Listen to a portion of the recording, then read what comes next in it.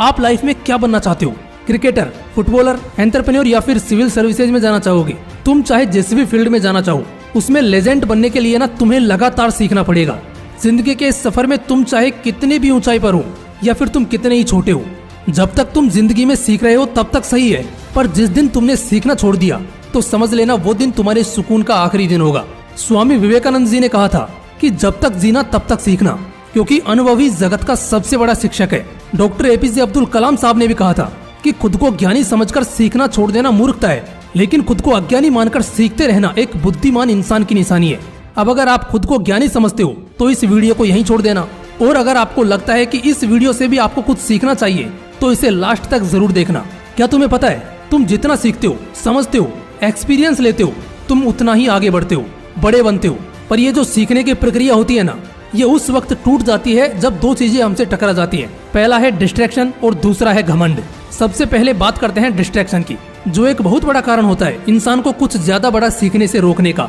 कुछ लोगों की जिंदगी में कई बार ऐसा होता है कि वो रास्ता भटक जाते हैं। वो सीखते तो जरूर हैं, पर वो ऐसी चीजें नहीं सीखते जो उन्हें सफलता के शिखर पर ले जाए, बल्कि वो ऐसी चीजें सीखते हैं जो उन्हें बर्बादी, मौत और दर्द की तरफ घसीट ले जाती है। इसलिए तुम्हें इसे अवॉइड करना है। अब अगर मैं दूसरे आर्टिकल की बात करूं जिससे तुम भी वाकिफ ही होंगे, वो है ईगो या घमंड। जो चाहे बोल लो, इसका मतलब एक ही रहेगा। हम क्यों कहते हैं कि घमंड इंसान को डुबा देता है? देखो, मैं इसके पीछे का असली कारण बताता हूँ। एक्चुअली क्या होता है कि जब इंसान में घमंड आता है ना, तब इंसान को ऐसा लगता है कि उसे कुछ भी सीखने की जरूरत नहीं है। उसे ऐसा लगने लगता है कि उससे बड़ा कोई ज्ञानी ही नहीं है। इस वजह से उसमें सीखने की कला का अंत हो जाता है। बल्कि वो ये भी भूल जाता है कि वो अभी जिस स्टेज पर है वो भी सिर्फ और सिर्फ सीखने की बदौलत ही है। और जब ऐसा कुछ होता है ना, तब आता है जिंदगी में तूफान, पतझड़ और बर्बादी। इसलिए जब भी सीखने से ऊब जाओ, तब इतना समझ लेना कि तुमने इन दोनों में से किसी एक चीज को या फिर दोनों को ही अपना साथी बना लिया है। और अगर आपको लगता है कि ऐसा कुछ है तो तुरंत उसे पहचानो और खुद से अलग कर दो, वरना पछताओगे। अब जानते हैं कि सीखने की कला जिसमें होती है उसकी असल में क्या ताकत होती है। एक बुक है द आर्ट ऑफ लर्निंग, जिसमें एक अमेरिकन चेस प्लेयर जोशुआ वेडजिकिन ने अपनी खुद की कहानी शेयर करते हुए, क्योंकि किसी भी चीज को सीखना तुम्हें करियर में तो फायदा पहुंचाएगा ही, पर असल जिंदगी में भी इसके कम फायदे नहीं है। जैसे मैं अगर तुमसे पूछूं कि तुम्हें तैरना आता है, अब तुम में से अधिकतर लोगों का जवाब होगा नहीं, क्योंकि तैरना is not your profession. But just suppose अगर तुम किसी तालाब, नदी या समुद्र में फंस जाओ और तुम्हारे सामने परिस्थिति ऐसी हो कि तुम्हें पानी में छलांग लगानी ही पड़ जाए, तब क्या होगा तुम्हारा? कभी सोचा है इस बारे में?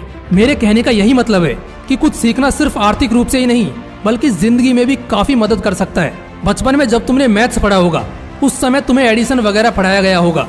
उसके जरिए तुम मार्क्स तो स्कोर कर लोगे, पर क्या वो चीज आज तुम्हारे काम नहीं आ रही? आज जब तुम मार्केट जाते हो, तब सौदा करते वक्त क्या वो तुम्हारे काम नहीं आ रहा? अगर तुमने उसे नहीं सीखा होता, तब तो कोई भी तुम्हें बेवकूफ बनाकर चला जाता। इसमें जिसे जितनी स्किल्स आती हैं, वो उतना सुरक्षित है। जरूरी नहीं कि तुम तमाम चीजें सीख लो, बट जितना हो सके सीखने की कोशिश करो।